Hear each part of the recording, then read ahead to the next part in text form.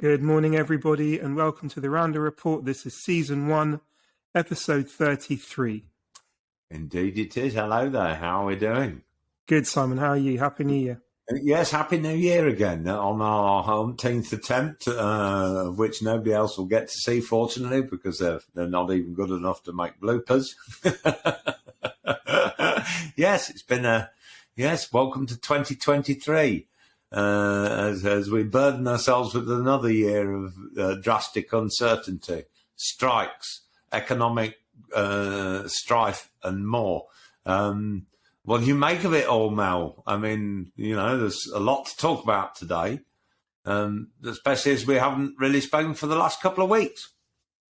Well, not on the podcast, at least. Things are looking quite precarious, aren't they? I don't think things are going to get that much better this year, so I think we're all going to sit tight and just wait and see what happens and hide at home for the time being. Yes, I think it'll be a year of, from a financial perspective, that's going to be very, very tough for very many millions of people and liable to get tougher. And definite recession, of course. But what do you make of striking Britain? What's your take on all these strikes with the nurses, the railway workers?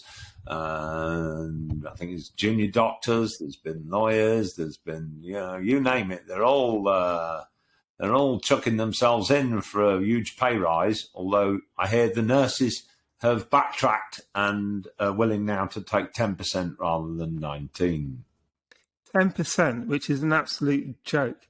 I mean, it's interesting that you included barristers in this, because especially, on the public side, they are literally paid just over minimum wage when you break it down. And you would think that if you've got your life on the line potentially, and you're looking at a stretch in prison, that you want someone who's well paid and has the willingness to actually do a good job, to fight for you, in court when they're paid literally hardly anything. Nurses, however, sorry, go on. Aren't those sort of barristers paid a lot of money when they get to that stage, or are they still sort of fledgling and getting fuck all? Yeah, I mean, they haven't established themselves well enough to get private practice work. So, which is why they go on the public circuit, because at least it's continual work. But the issue is they're getting paid a pittance, and it's shameful. That really is shameful. I think when it comes to transport and healthcare, there's more than enough money to go around. The issue, I've always said this, but no one seems to agree with me, that there's plenty of money in the NHS. There's plenty of money in the transport services, but the question is how it's all allocated is the real problem, and no one's willing. Well, in the NHS, I think it seems to me it's too much top-down management, and not enough boots on the ground, and no amount of money is going to resolve that unless you find a way of filling the gaps in terms of all these vacancies that exist in the health service. I mean, it doesn't seem to me to make sense. But are you sort of saying that they don't deserve that pay rise, that the pay review body was right, and that they're just being greedy, or do you think there's it underscores a wider problem that we've got in the country of people having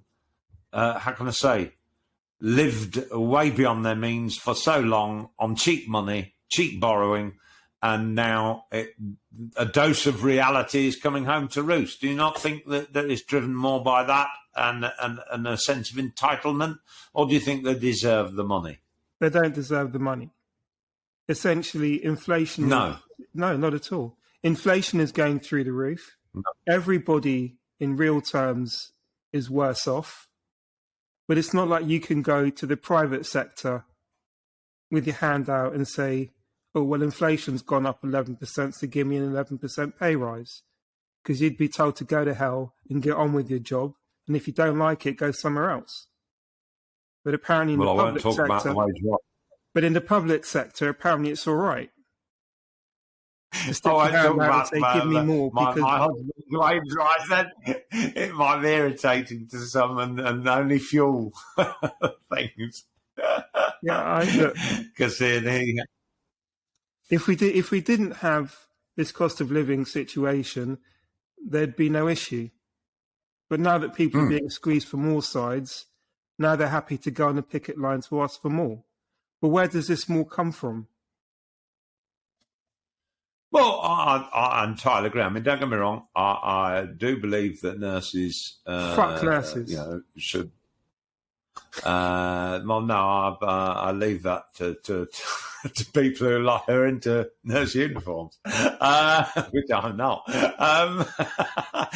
And I don't think they even look good on the blokes. Anyway, I mean, obviously they deserve a pay rise, but I just what I think what had been agreed by the pay review body, I think that I particularly don't think that the railway workers should be getting a significant pay rise, and it does need shaking up because people aren't using the railway in the same way, booking their tickets in the same way, and accessing the services in the same way as they used to. So I'm afraid change has to happen. As it happens in the private sector, it must happen in the public sector. But do you think that the government's actually handling it correctly? Do you think it should have had more dialogue? Do you think some of this was unavoidable? That have just been a little bit more, how can I say, touchy-feely, and tried to discuss the ins and outs of things to resolve what now is kind of dragging on? Well, what do you think's behind all of this? Well, I mean, what's there to discuss? Ultimately, they have one view. Back 'em. They have one view. The government has another, and it's as simple as that. It's again, what you said about transport is interesting, because obviously, you know, things have changed the way we sort of go to work and all the rest of it. That demand probably for transport has gone down, which also means that revenues go down. But if that's the case, you reduce services and you reduce the amount of employment across the train network to resolve it. You don't say, we'll keep the same number of people on with the same number of services and ask for 15% more. It's illogical. Can't they just add a couple of carriages on and then knock every other service off? So, you know, you had, because it seems to me that the trains aren't long enough, but there's plenty of them because nobody's using them in the same way they were. But should you know, are the unions, do they have any point at all? Or is this just a means of people like Mick Lynch justifying the fat salary he gets every year by every now and then calling a strike? Because otherwise people will look at him and go, what's the point of Mick Lynch? Look, this is what they did on the bus network, right? They reduced the bus network by a quarter across London, I think it was. You know, so many services were cut, or they combined routes, you know, to reduce the amount of buses on the road because people weren't using them. Yeah. So why can't we do the same with trains? Again, I don't get. I totally agree. I totally agree. I do have a thought going back to the nurses, though, that the one of the issues of that we have of filling vacancies is the fact that it's not tempting enough. Maybe there should change the way that nursing the training takes place, so it's not costly to the individual. Maybe it should be like joining the army, that they put you through the training and pay for it, but that you must then commit to X number of years working for and within the NHS. A bit like you do if you sign up to join the Marines. You're committed then to join for a minimum of 3 years or a minimum period. What do you make of that idea?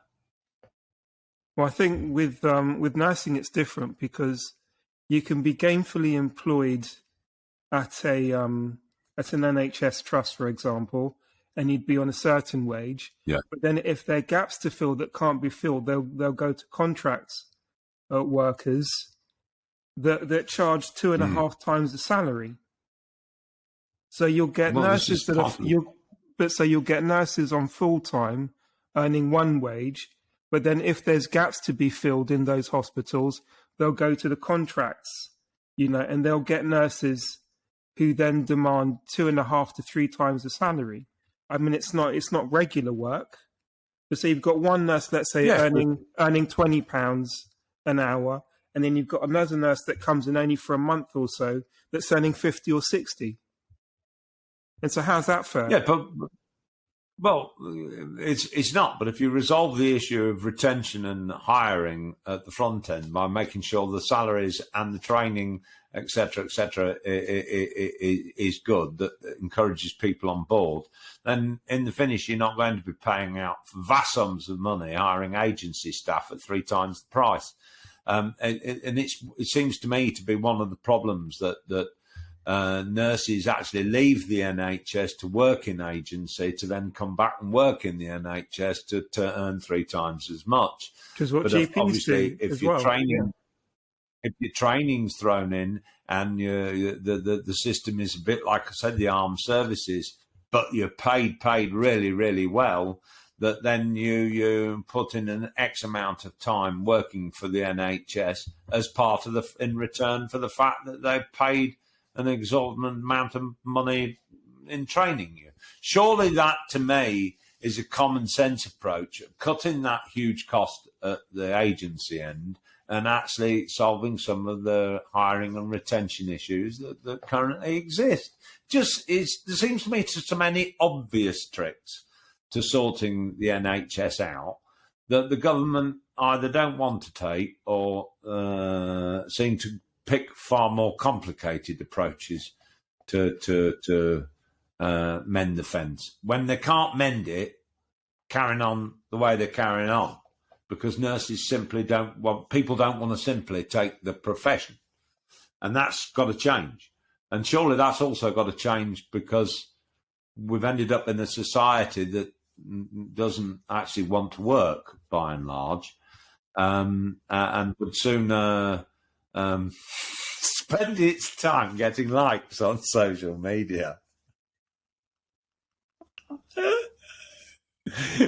Carry on, pray tell. What was the question?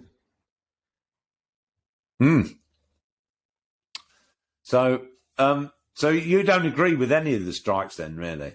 No. Do you think the minimum service legislation is a good idea?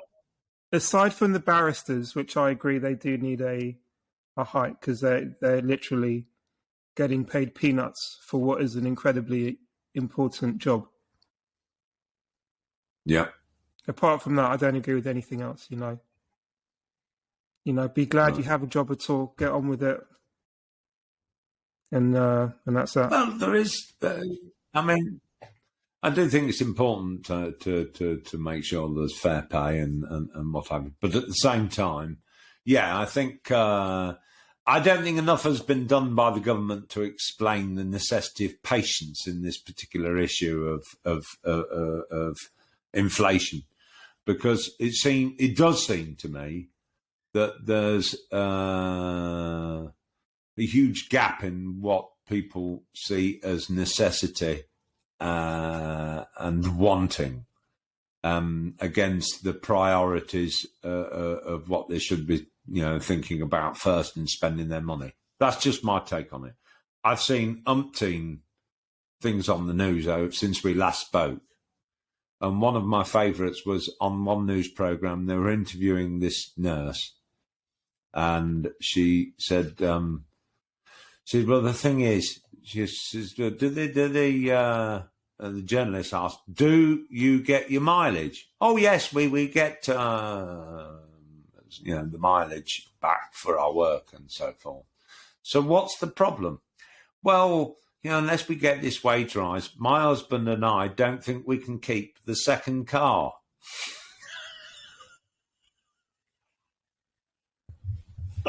Well, as long as you've got your priorities straight. And then Exactly. And then there was another one. She started doing the woe is me, and it was so terrible, and she's struggling and what have you. And she was doing the interview on a Zoom call, on her phone, from behind the wheel of her car, albeit stationary. And then in the next shot of the interview, she was in her living room saying how she's having to use a food bank and they can't use the gas central heating. They've only got X and Y left to last them the rest of the month.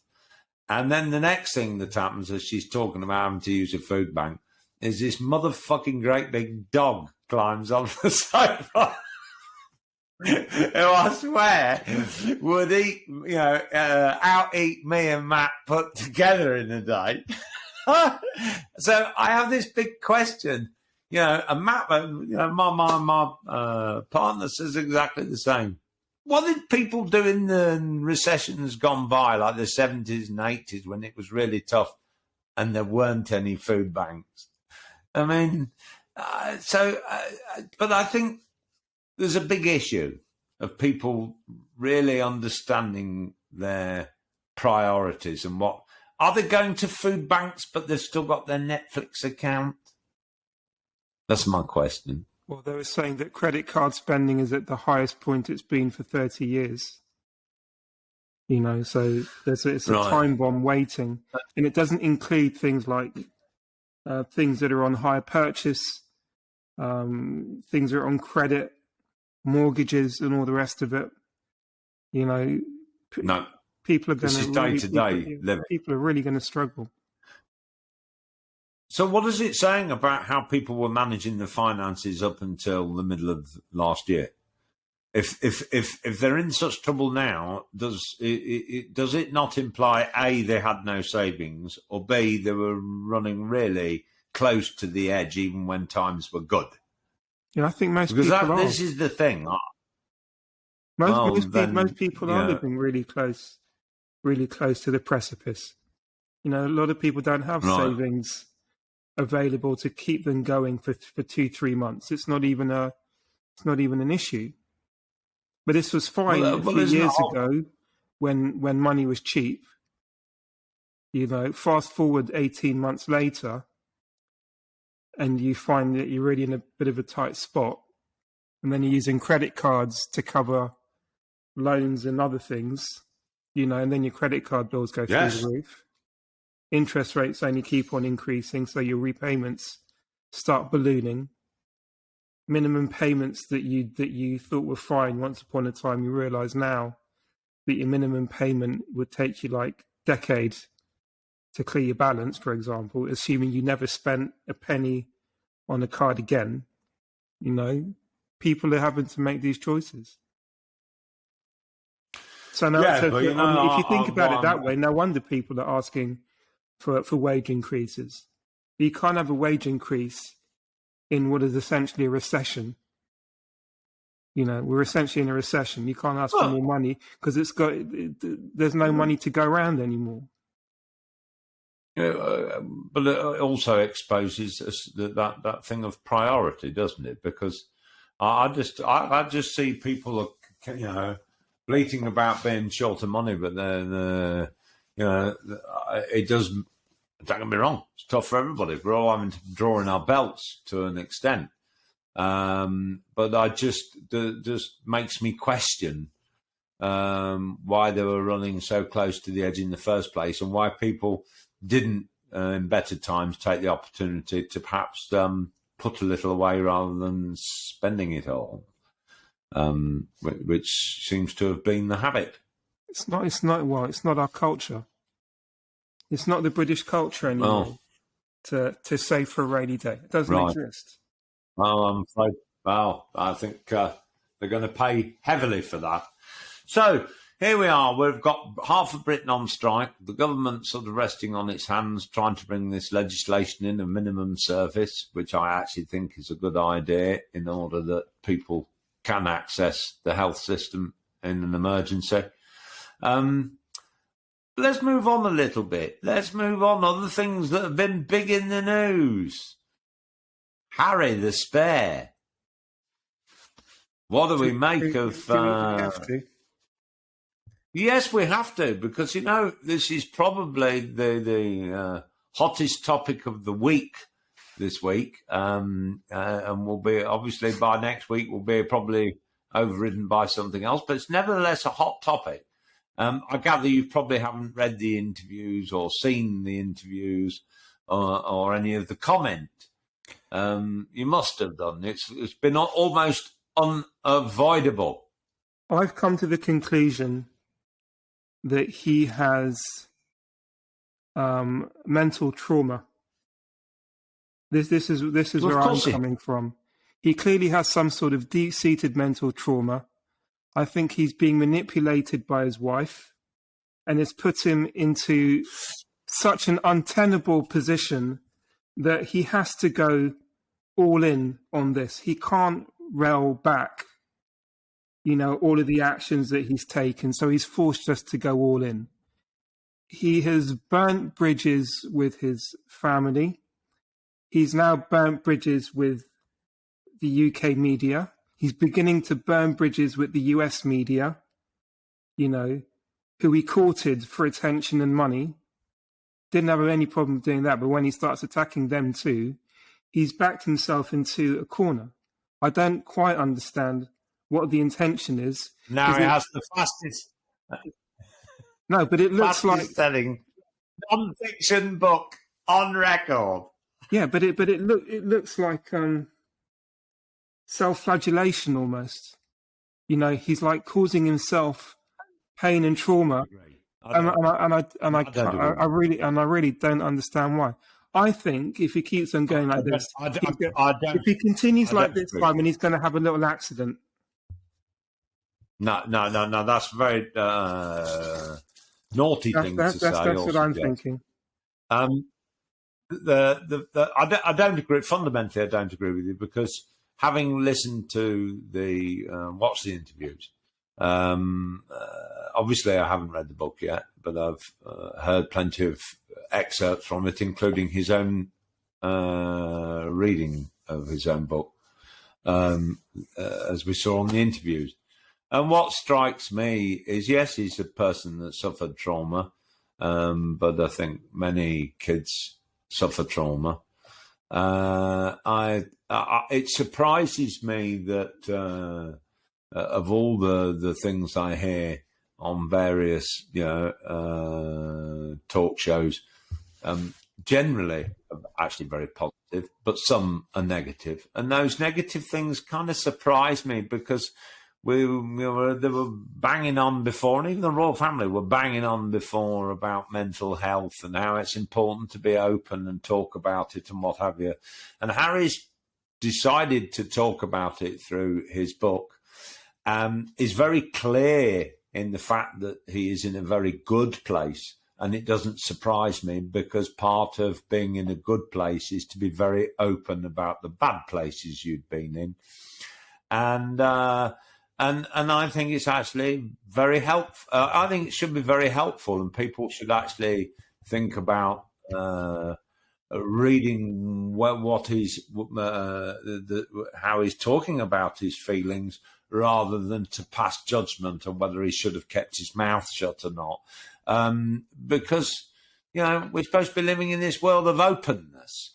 So can I ask you a question then? Yes. By calling human beings chess pieces, you needed to be removed from a board. Do you think that is good point? But do you think that would be? Well, thank you for that. Is that the reasoning of a well stabilized human being? Because it seems incredibly cold and calculated. But it seems incredibly cold and calculated, one, to say that, but then two, to make that kind of a statement, where you're putting... Hold on a second. Let me handle that first. Yeah, no, because I'll just get on to the second point. You are slightly behind the news. Well, let me just get on to the second point, is that you're putting yourself in danger, and he's putting the armed forces potentially in danger, and he's also putting the royal family in danger, and that's why I'll leave it at that. No, you're behind the news. Firstly, if you'd have watched the news this morning, he has come out with regard to that. And I must say, when I first saw that in print, the issue of the chess piece thing, the quote had been completely taken out of context, everything else stripped away, and there's since had to be some revision. Because Harry, as he rightfully points out, it was a very dangerous piece of press work to actually strip away the context of what he was saying. And it's very clear when you look at the whole thing that the context of that point was deliberately messed with by the press. And it doesn't suggest for one moment that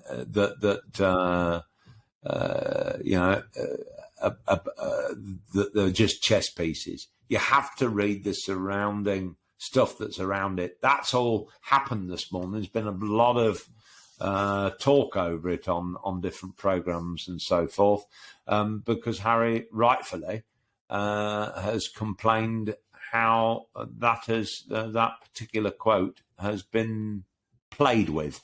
And very naughtily, and it's very clear that something else was meant by it. So, and needless to say, those military people that made those criticisms of what Harry said had based it on what the press had said and not from reading the book themselves, because nobody actually has managed to read the entire book yet. Very naughty, because once again, actually it underscores that what Harry was saying is true, that the press don't behave, they're not rounded, they're not fair. To suggest, as they did when Meghan and Harry first took issue with them, that Meghan was straight out of Compton, some of the more insulting things, what Clarkson said last week, absolutely, utterly vile and repugnant. I do think he looked forward to the day, I forget how it ended up, but I looked forward to the day at one point saying of people throwing human excrement at her in the street, to which his own family fell out with him over it, and he had to make an apology, and now the newspaper made the apology. Never have printed it. No, look, this started with the press in the first place. I happen to think that Harry's perfectly entitled to feel what he feels. You can't unvalidate somebody's feelings, especially when they've been through a trauma. It's very clear from the interviews that he still loves his family and his brother deeply. But, and I get it from my own experiences, if the other protagonists in a situation don't ever talk about it, then it's very, very difficult to completely understand one another and why one feels the way they do, and put what can be awkward family histories to bed. Well, what trauma is he facing? The fact that his mother passed away, it happened 20 odd years ago. Surely you could sort of at least manage that at this point. If he still harbours trauma over an incident that happened such a long time ago, no, he's not. Then he has real severe issues, and these aren't issues that should be aired in public. No, so it's only the same as me writing a book on the experiences I had with my own family and and the alcoholism and suicide and but you've come out of that, Simon. You're a different, but you're a different and a better person for it today. Harry, yes, so is he. Yeah, but Harry, clearly, Harry looks by his own statement. Yeah, but you can say things, and I'm choosing to write. No, but I'm choosing to write in the same way. At least in my opinion, he seems to be regressing. He doesn't seem to be in a better situation. No. This is my view. In my opinion, he looks worse off than he was 10 years ago. Worse off in what respect? No longer has a family that he can look to. He had everything he could ever want. Now he doesn't. He's sitting in a $11 million home, unhappy.